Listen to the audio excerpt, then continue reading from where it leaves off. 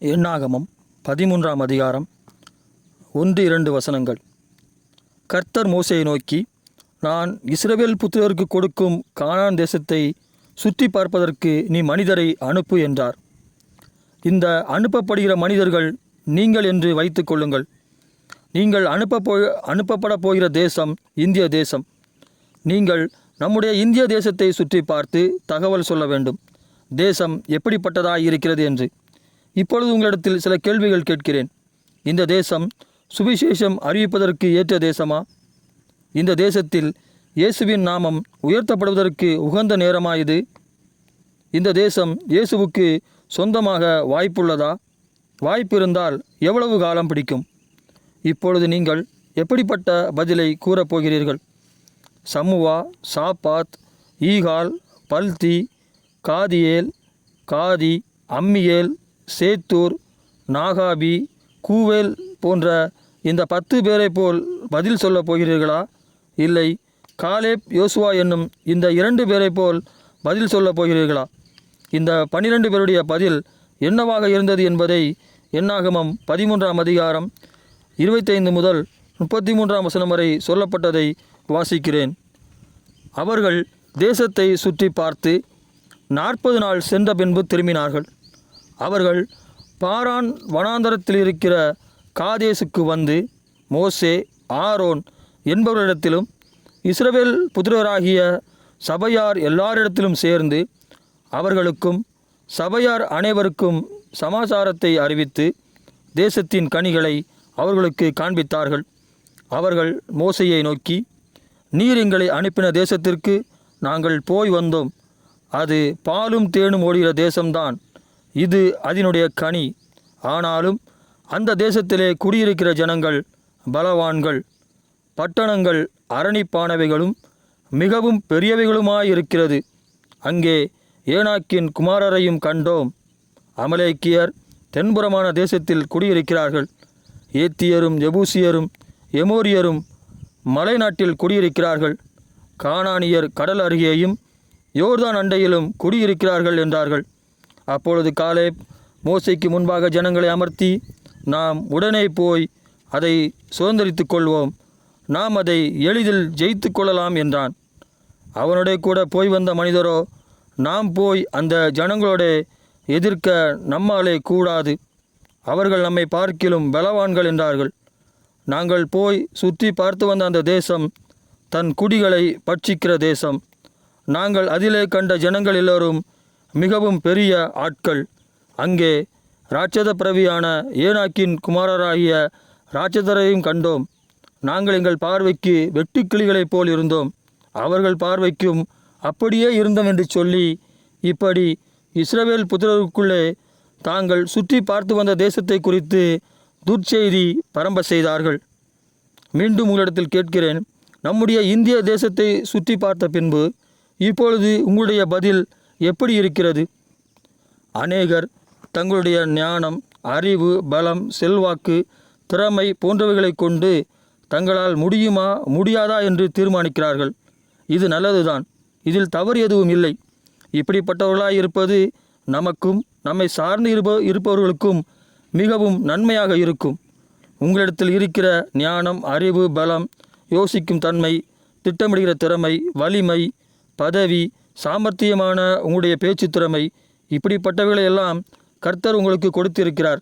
நீங்கள் பயன்படுத்தும்படிதான் கர்த்தர் இப்படிப்பட்டவைகளை உங்களுக்கு கொடுத்திருக்கிறார். உங்கள் அப்பா உங்களிடம் உங்களுக்காக ஒரு பைக்கை வாங்கி கொடுத்துவிட்டு நீங்கள் அதை பயன்படுத்தக்கூடாது என்றும், ஆனால் அந்த பைக் உனக்குரியதான் என்றும் சொல்வது எவ்வளவு அறிவின்மையான செயல்! உங்கள் தந்தையே இப்படி நடந்து கொள்ள மாட்டார். உங்கள் இறைவன் உங்கள் தந்தையை விட மிகவும் மோசமானவராய் இருக்கிறார் என்று நினைக்கிறீர்களா? அடுத்து என்னவென்றால், கர்த்தர் உங்களுக்கு கொடுத்த ஞானம், அறிவு, திறமை, பதவி இப்படிப்பட்டவைகளை நீங்கள் கர்த்தருக்காகத்தான் பயன்படுத்த வேண்டும் என்று சொல்வார்கள். இது முற்றிலும் உண்மையானது. நீங்கள் இப்படிப்பட்ட சிந்தையுடையவர்களாக நிச்சயம் இருக்க வேண்டும். நீங்கள் இப்பொழுது ஆசிரியராக, மாணவனாக, மாணவியாக, கூலி தொழிலாளியாக, தொழிலதிபராக, வியாபாரம் செய்பவராக, சமூக ஆர்வலராக, அரசியல்வாதியாக, ஊழியக்காரர்களாக, மருத்துவராக, இப்படி நீங்கள் எந்த அழைப்பில் இப்பொழுது இருக்கிறீர்களோ அந்த அழைப்பில் கர்த்தர் உங்களுக்கு கொடுத்த ஞானம், அறிவு, திறமை போன்ற அவர் உங்களுக்கு கொடுத்த எல்லாவற்றையும் பயன்படுத்துங்கள். கர்த்தர் உங்களுக்கு கொடுத்த தாளந்தை மண்ணிலே புதைத்து வைத்தால், மறைத்து வைத்தால், அதை எடுத்து இன்னொருவருக்கு கொடுத்து விடுவார். அதனால் ஜாக்கிரதையாயிருங்கள். ஊழிய அழைப்பு பெற்றவர்கள் தினமும் ஜபிக்கிற அளவுக்கு உங்களால் ஜபிக்க முடியாது, உபவாசிக்க முடியாது, கர்த்தருடைய சமூகத்தில் இருக்க முடியாது, வேதம் வாசிக்க முடியாது. இப்படி பல இருக்கிறது. இரண்டாவது, உங்களுக்கு நேரமும் இருக்காது. இந்த இரண்டும் தவறல்ல. இப்படி இருப்பது தவறென்று போதிக்கப்பட்டு இது தவறென்று நீங்கள் நினைத்தால் நீங்கள் இப்பொழுது இருக்கிற அழைப்பில் சரியானவராக, முழு மனதுள்ளவராக இருக்க மாட்டீர்கள். தங்கள் அழைப்பில் இரு மனதுள்ளவர்களாக இருக்கிறவர்களுக்கு இன்னொரு அழைப்பு கொடுப்பது எப்படி? கவனியுங்கள். ஒரு ஊழியக்காரருக்கு மனைவி, குழந்தைகள் இருக்கிறது. இன்னொருவர் திருமணமாகாதவர், இல்லை திருமணம் செய்யாதவர். இவர்கள் இருவருடைய ஜெப நேரமும் ஊழிய நேரமும் உபவாசிக்கிற நேரமும் வேறுபடும். ஏனெனில் திருமணமானவர் தன்னுடைய மனைவிக்கும் குழந்தைகளுக்கும் நேரத்தை செலவிட வேண்டும். அப்படி அவர் தன் மனைவிக்கும் குழந்தைக்கும் நேரத்தை செலவிடவில்லை என்றால் அவர் ஊழியத்திற்காக செலவிடுகிற நேரத்தை கர்த்தர் ஒருபோதும் அங்கீகரிக்க மாட்டார்.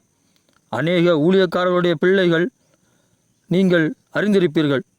அவர்கள் அப்படிப்பட்டவர்களாக இருப்பதற்கு ஊழியக்காரர்கள் தன் மனைவிக்கும் தன் குழந்தைக்கும் கொடுக்க வேண்டிய நேரத்தை கொடுக்காததே காரணம்.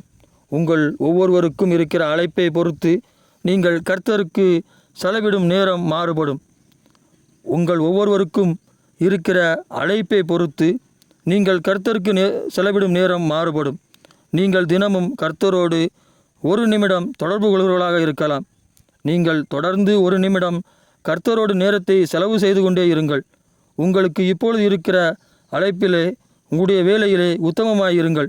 உங்களோடு வேலை செய்பவர்கள் எப்படி இருக்கிறார்கள் என்று பார்ப்பதை தவிருங்கள். நீங்கள் உங்கள் அழைப்பிலே தொடர்ந்து உண்மையுள்ளவர்களாக இருந்து கொண்டே இருங்கள். காரியம் என்னவென்றால், நீங்கள் கர்த்தரோடு எவ்வளவு நேரம் செலவிடுங்கள் என்பது அல்ல.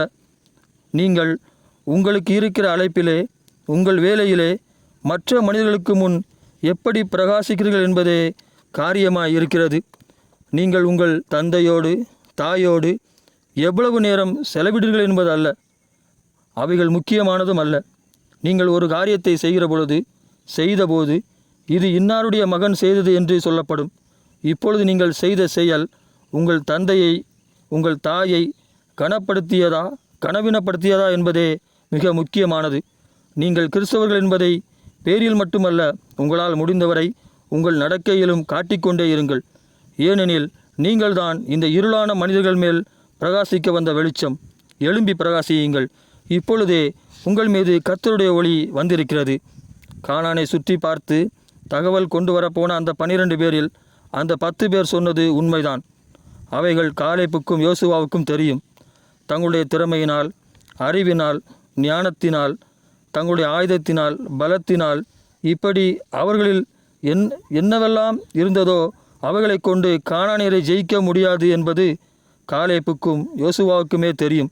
தெரிந்திருந்தும் காலேப்பும் யோசுவாவும் கானானை எளிதில் ஜெயித்து விடலாம் என்கிறார்கள். அது மட்டுமல்ல, உடனே போவோம் வாருங்கள் என்கிறார்கள். இவர்களுடைய இந்த முட்டாள்தனமான பேச்சுக்கு என்ன காரணம் தெரியுமா? காலேப்பும் யோசுவாவும் கர்த்தருடைய வாக்கின் மேல் கவனம் வைத்தார்கள். எகிப்து என்கிற இந்த உலகத்தின் அடிமைத்தன வீட்டிலிருந்து விடுதலையாகி வந்தது பாலைவனமாகிய வறுமையிலும், தரித்திரத்திலும், உயர்வு இன்மையிலும், பெருக்கமின்மையிலும், கடன் பிரச்சனையிலும், குறைவுகளிலும் மறிப்பதற்கு அல்ல. பாலும் தேனும் ஓடுகிற செழிப்பான உயர்வின் மேல் உயர்வையும், பெருக்கத்தின் மேல் பெருக்கத்தையும், நிறைவின் மேல் நிறைவையும் சுதந்தரிப்பதற்குத்தான். நீங்கள் வேண்டுமானால் பாலைவனத்தில் நீங்களும் உங்கள் பிள்ளைகளும் மறிக்கும்படி உங்களை ஒப்புக்கொடுத்து கொள்ளுங்கள். ஆனால் நாங்கள் எங்களுக்கு பின்வரும் எங்கள் சந்ததியினருக்காக பாலும் தேனும் ஓடுகிற கானான் தேசத்தை சுதந்தரிக்கப் போகிறோம். எங்கள் பலத்தால், ஞானத்தால், அறிவால், திறமையால் முடியவே முடியாததுதான். ஆனால் எங்கள் தேவனாகிய கர்த்தர் எங்களுக்கு வாக்கு பண்ணியிருக்கிறாரே. எங்களை மதிப்பிட்டு எங்கள் தேவனாகிய கர்த்தர் எங்களுக்கு வாக்கு பண்ணினதை முடியாதது என்றும் முடியவே முடியாது என்றும் சொல்லுவோமோ, அதை நம்புவோமோ? நாங்கள் எங்கள் சக்திக்கு உட்பட்டு பிறருக்கு வாக்கு கொடுக்கிறோம். அப்படியே எங்கள் தேவனாகிய கர்த்தர் அவர் சக்திக்கு உட்பட்டு எங்களுக்கு வாக்கு கொடுத்திருக்கிறார். எங்கள் சக்திக்கு உட்பட்டு வாக்கு கொடுத்ததை சிலவற்றை செய்யாமல் போயிருக்கோம், சிலவற்றை செய்ய முடியாமல் போயிருக்கிறோம். இப்படி என்னைப் போல உங்களைப் போல உங்கள் தேவனாகிய கர்த்தர் இருக்கிறார் என்று தகாத எண்ணம் கொண்டிருக்கிறீர்களா? இப்படி உங்கள் தேவனாகிய கர்த்தரை மட்டம் தட்டிவிடலாம், மட்டுப்படுத்திவிடலாம் என்கிற சிந்தை உங்கள் இருதயத்திலிருந்து உதிக்காதிருப்பதாக. ஒருவேளை உதித்திருந்தால் இப்பொழுது உதிர்த்து விடுவீர்களாக. இப்பொழுது உங்களிடத்தில் இருக்கிறது என்ன? அவைகள் சிறியதோ அற்பமானதோ, கழுதையின் தாடையோ, குறைந்தபட்சம் உணவளிக்க வேண்டிய 5000 பேருக்கு 5 அப்பமோ 2 மீனோ, இப்படி உங்களிடத்தில் இருக்கிறவைகள் எவைகளோ அவைகளை கொண்டுதான் உங்கள் தேவனாகிய கர்த்தர் உங்கள் மூலமாய் உங்களை கொண்டு கிரியை செய்ய போகிறார். இதை எப்பொழுதும் உங்கள் ஞாபகத்தில் வைத்துக் கொள்ளுங்கள். அது என்னவென்றால், நீங்கள் எப்படிப்பட்ட பிரச்சனையில் இருந்தாலும், எப்படிப்பட்ட சூழ்நிலையில் இருந்தாலும், எப்படிப்பட்ட தேவையில் இருந்தாலும், உங்கள் தேவனாகிய கர்த்தர் உங்களிடத்தில் கேட்கிற ஒரே கேள்வி இப்பொழுது உங்களிடத்தில் இருக்கிறது என்ன என்றுதான். சீமோன் பேதுருவை குறித்து பார்ப்போம். பேதுருவும் அவன் உடனிருந்த கூட்டாளிகளும் முழுவதும் பிரயாசப்பட்டு மீன்பிடிக்க வலையை போட்டார்கள். ஆனால் அவர்களுக்கு ஒரு மீனும் அகப்படவில்லை. சீமோன் பேதுருவுடன் அவனுடைய படகில் இருந்த அவனுடைய கூட்டாளிகள் வலை போடுவதை நிறுத்தியிருக்கலாம். ஆனால் சீமோன் பேதுரு வலை போடுவதை நிறுத்தியிருக்க மாட்டான். இந்த மீனவனாகிய சீமோன் பேதுரு தன் ஞானம், திறமை, அறிவு, பலன், யுக்தி இப்படிப்பட்டவர்களை கொண்டு முழுவதும் முயற்சித்து கொண்டே இருந்தான். ஆனாலும் அவனுக்கு ஒரு மீனும் அகப்படவில்லை. ஆனாலும் பாருங்கள், இந்த மீனவன் கர்த்தர் அவனுக்கு கொடுத்த ஞானத்தையும் அறிவையும் திறமையையும் யுக்தியையும் பலத்தையும் பயன்படுத்தி முழுவதும் மீன்பிடிக்க முயற்சித்து கொண்டே இருந்தான். அவன் தன் முயற்சியை கைவிடவில்லை. மீனவனாகிய பேதுரு மீன் ஒன்றும் அகப்படவில்லை என்று தெரிந்தும் முழுவதும் கர்த்தர் தனக்கு கொடுத்த மீன்பிடிக்கும் அறிவை வைத்து மீண்டும் மீண்டும் முயற்சித்து கொண்டே இருந்தான். இந்த மீனவனுக்கு மிகப்பெரிய தேவை இருந்திருக்கும் என நினைக்கிறேன்.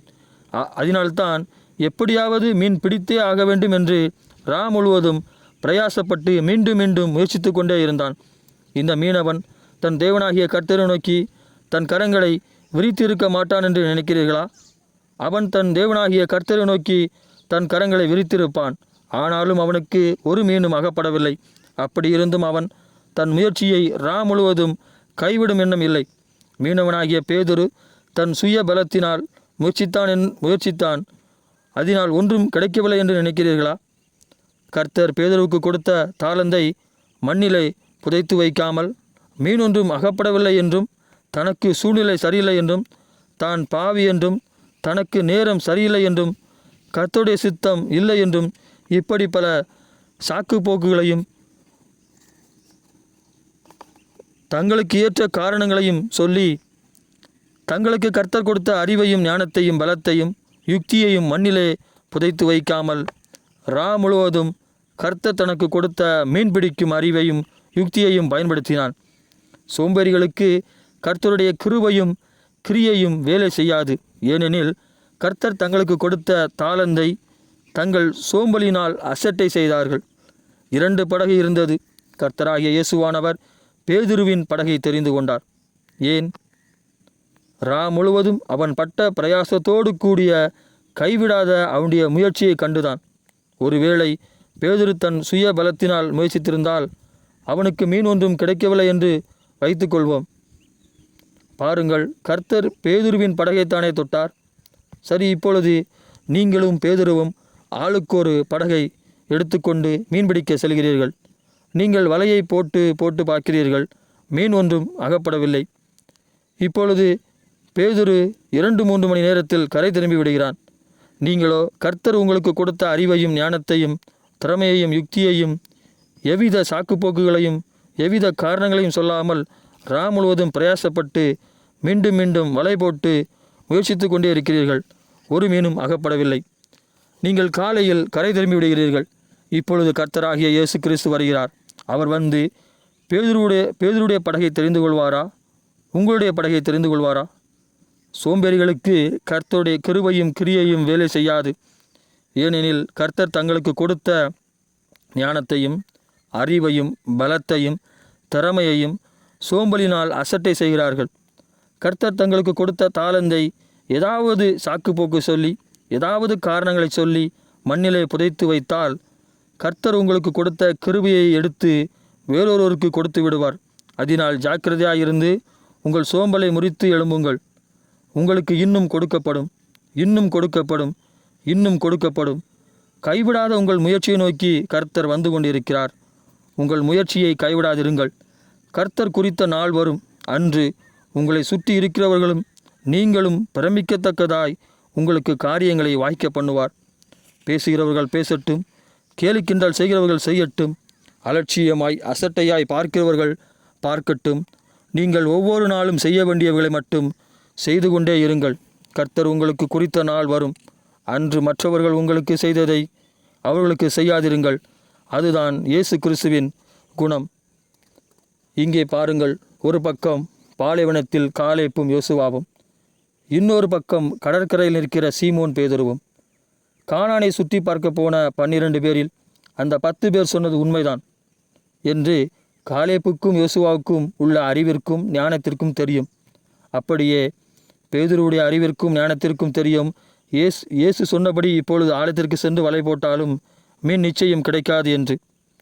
காலேப்பும் யோசுவாவும் தங்கள் தேவனாகிய கர்த்தர் தங்களுக்கு வாக்குத்தத்தம் பண்ணின வாக்குத்தத்தத்தின் மேல் நம்பிக்கையின் மேல் நம்பிக்கை வைத்து, வாருங்கள் நாம் போய் அந்த கானானை எளிதில் சுதந்திரித்து கொள்ளலாம், அதை எளிதில் ஜெயித்து விடலாம் என்கிறார்கள். இன்னொரு பக்கம் பேதுரு இயேசு வாக்குரைத்த அந்த சொல்லின் மேல் நம்பிக்கை வைத்து, அந்த நம்பிக்கையின் மேல் நம்பிக்கை வைத்து, ஐயரே, முழுவதும் நாங்கள் பிரயாசப்பட்டும் ஒன்றும் அகப்படவில்லை, ஆகிலும் உம்முடைய வார்த்தையின்படியே வலையை போடுகிறேன் என்றான். காலேப்பும் யோசுவாவும் வாக்குத்தத்தம் பண்ணப்பட்ட அந்த வாக்குத்தத்தத்தை பிடித்து கொண்டார்கள். சீமோன் பேதுரு கர்த்தருடைய வார்த்தையின்படி செய்தான்.